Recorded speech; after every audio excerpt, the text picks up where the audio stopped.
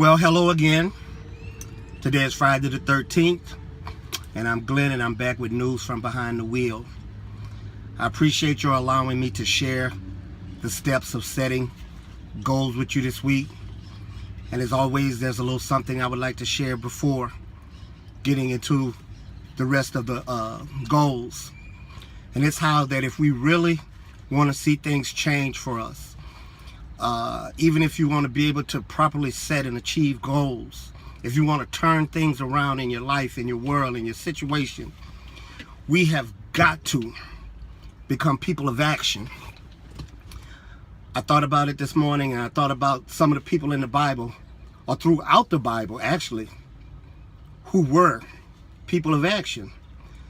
Moses was a person of action, a man of action, when he went to Pharaoh and said, "Let my people go." Noah was a person of action when God told him to build an ark. Now, God knew the flood was coming. God had the power to just make an ark appear had he wanted to. But Noah had to become a person of action and actually had to build that ark. Shadrach and Meshach and Abednego were people of action based on their inaction. What do you mean they were people of action based on their inaction? Because they refused to bow down. They were people of action based on their inaction. Queen Esther was a woman of action when she said, "If I perish, let me perish, but I'm going to see the king." We all know David to be a man of action. For when Goliath was tormenting the armies of God and nobody seemed to be able to do anything about it, David showed up and kicked it. Well, David showed up and slew Goliath.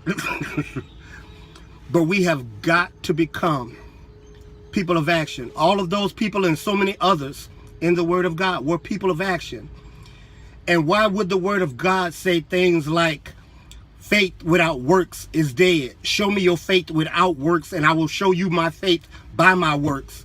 If we were not meant to be people of action, why would it say in the Word in the first Psalms that whatever we doeth will prosper? Not what we wish, whatever we do will prosper, if we were not meant to be people of action. What about in the Word of God where it says, "Be not deceived, God is not mocked. Whatsoever a man soweth, that also shall he reap." What are you sowing while you have an expectation of reaping something? Whatever you put in the ground, that's what you can expect to come back up out of it. But it takes an action, a person of action, to go through the sowing process that you might get to the reaping process. Goals can mean so much as you go through life and having them in order to be, do, and have all the things that God intended for you to be, do, and have when he created us. But in order to make any of it work, in order to turn any situation around, in order to do anything in life, you have to be a person of action. And it helps so much to have goals. Well, we've gone through the first 4 steps in setting goals, and there were 3 more left, and I've been doing these one day at a time. But there is no way that I would come here the way that I've come this morning, creating this call to action or encouraging you to be people of action and not giving you the tools that you will need to be able to be people of action. So I'm not going to even make you wait 3 more days for the remaining steps to setting a goal. We're going to do the final 3 steps. You're going to have all 7 steps. You're going to be the people of action that you intended to be, and you're going to see your lives turned around. So as a little recap, the first step was writing your goals down. The second step in the process was listing all of the benefits associated with receiving your goals. The third step was to list all the obstacles that you may encounter. Again, it's not if you're going to encounter obstacles. It's when you encounter obstacles that you'll be prepared for them. You've already pointed out what they may be, so you're prepared to deal with them when they come up. Then the fourth one was, what skills will you need to be able to see your goal come to fruition, to be able to achieve your goal? Are you going to have to go back to school? Are you going to have to take a class? Are you going to have to get certified in something?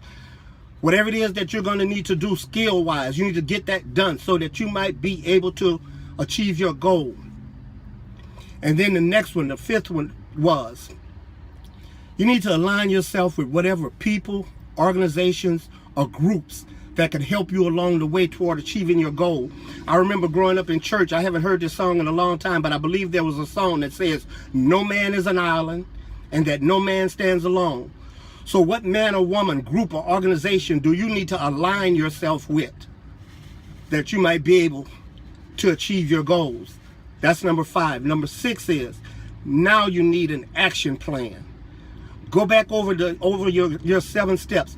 What do I need to do at every point to be able to see my goal be completed? Develop an action plan. Wake up every morning knowing what it is you're going to do. Don't just coast through the day. You know, sometimes you could coast through an entire day and you get to the end of the day and say to yourself, I haven't gotten anything done today. But make an action plan. That's step 6. And finally, step 7, you need a completion date. It does not need to be open-ended. Are you going to do this by next week? Are you going to do this by next month? Is this something you're going to do by the beginning of the new year? Set an actual date on the calendar. Now that date can move forward. It can move backwards. It can be adjusted if you need more time. But you need to set a date. So come on now. We have all 7. Write it down. List the benefits. List the obstacles. What skills will you need? What people, groups, organizations will you need to align yourself with? Come up with a plan of action to be able to accomplish and do all of it. And then set a date. And as my mentor Zig Ziglar started out, one of the first books he wrote was See You at the Top. But then he came back with another book that says, not only will I see you at the top, but I'll see you over the top. And you'll truly be blessed. This is Glenn with News from Behind the Wheel. But I also want to let some of my friends and those that have been listening to some of these videos with News from Behind the Wheel, I will come from behind the wheel. I will come to where you're located. I am a Zig Ziglar certified speaker and trainer. Obviously, it won't be like going on Facebook and just clicking on a video there. It takes things to get me to where you are. But believe me, I will work with you and I will come there and I will speak to your group, your organization, your church, whatever it may be, because these things are so important in life that we can't just go through life willy-nilly. We have to go through life with a plan. And I'll be there to help you to develop that plan and to move forward and to be everything God intended you to be. Now that we've gone through goals, there are going to be other things that I'm going to share with you as far as news behind the wheel. And there's something that's already on my mind, but it may be the very next thing that we get into. But you can always expect there to be some more news coming to you from behind the wheel. Have a blessed day.